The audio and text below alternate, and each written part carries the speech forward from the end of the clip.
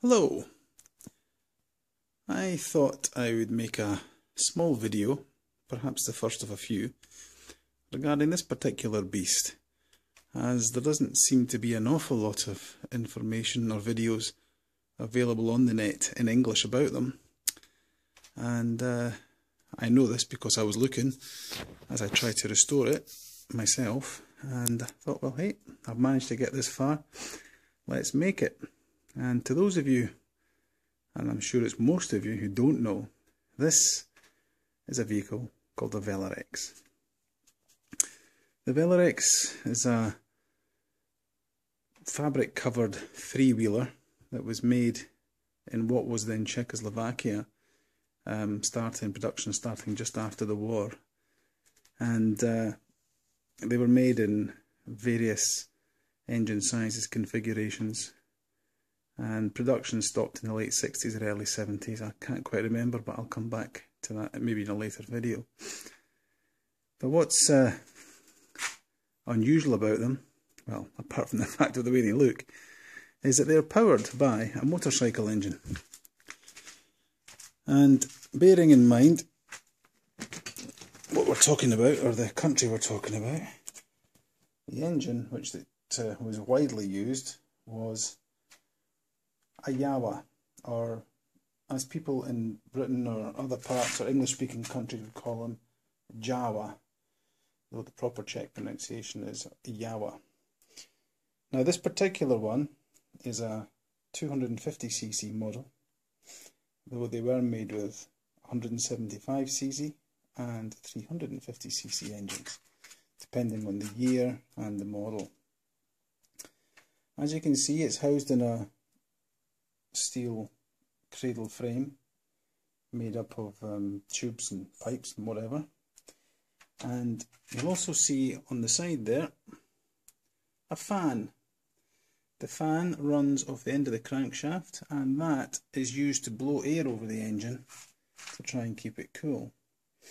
It's a two-stroke motor, or two-cycle as they would say in America, producing basically next to no power, a lot of noise and a fair amount of vibration. But it works. Now the engine, as I say, was lifted primarily, or lifted directly from the Yawa motorcycle. And Yawa, and also company CZ again, as we say in English, or Czech as they say in Czech, were at that time state-owned companies under the old communist regime. So the kind of delineation between the two, as far as we are concerned, is fairly hard to tell, as a lot of models basically shared the badge names. The car, actually, even though it is technically a motorcycle, this particular one is from 1961, and I've had it for a couple of years, and I've basically had to restore it, or have bits restored that I couldn't do myself, for example the upholstery, but I've had to do all the engine work, electrical work and various other odds and sods, but it is a work in progress. If we take a look inside, we can see a very much non-1960s steering wheel. That will be changed at some point. The dashboard is something I made up myself, and it's actually made out of an old piece of hardwood laminate flooring. And again, that will be changed in time, but for now it does the job. But switches, the speedometer, etc. are all of the period. The layout may not be exactly as it should be, because information can be hard to come by on them, but it's a fairly simple vehicle. The only thing that's missing at the moment is the windscreen wiper motor, which actually hangs out here on the inside, and of course the wipers on the outside. It's a 6-volt battery in this model, quite unusually, 6-volt positive earth. And you'll see there's 3 levers down there. The lowest one is a handbrake, quite fairly standard. The far away one is for changing gears. and the one closest to us here is the starting lever. Now bear in mind, this thing is run, it is a motorcycle engine. And how did you start motorcycle engines in the old days? Kickstart. Well, you can't really get out, sling your leg over the back and try and kickstart the bugger. So they had a handle which is connected to the kickstart mechanism, and you pull it to get it going.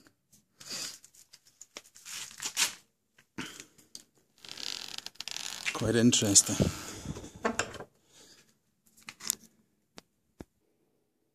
Here on the bench I've got a spare motor for it. This is actually the old motor that I've taken out.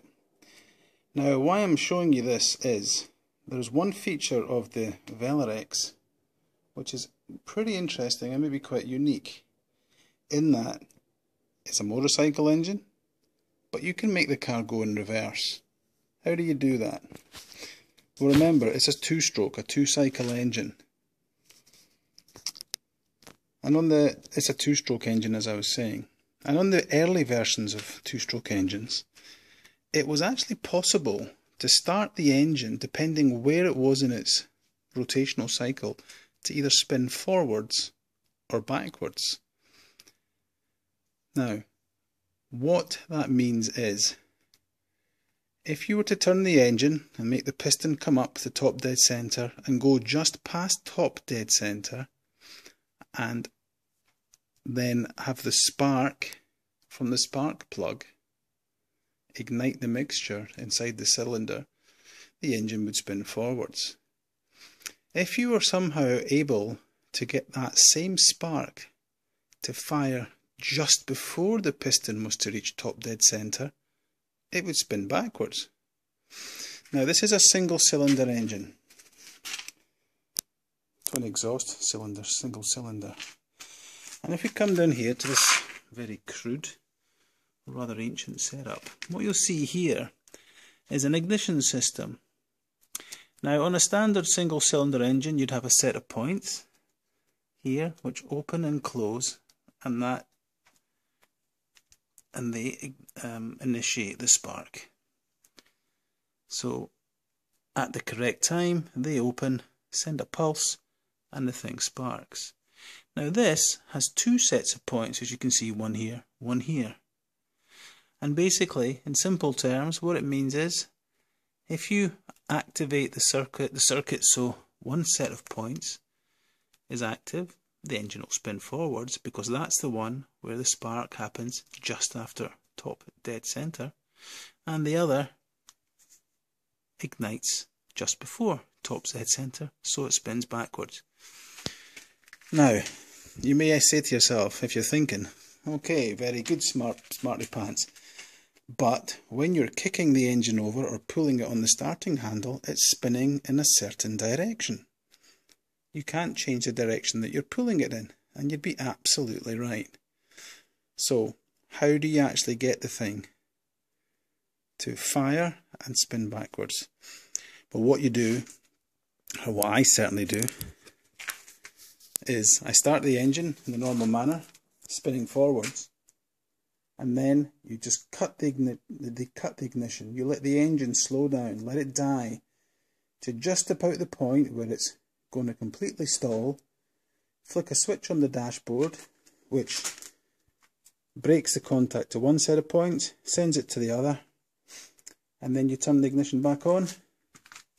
That set of points kicks in, and bingo, if you get your timing right, it spins backwards and off you go. Now, bearing in mind, 4-speed gearbox, engine's running, you've got 4-speed reverse. Be a bit scary, I should imagine. Anyway, I just wanted to do the first video of maybe some of many. I know this is pretty crap and it's done on my mobile phone, but I'll possibly replace it in time, or I'll just add to it, and who knows. But I just thought I'd show you my disgustingly overcrowded workshop. I'm having some work done in it. But I just thought I would put something up about the Velorex. And when I get my video camera out for sure, and if there's anybody really interested in looking at this, I'll do some more. Great fun. See you later.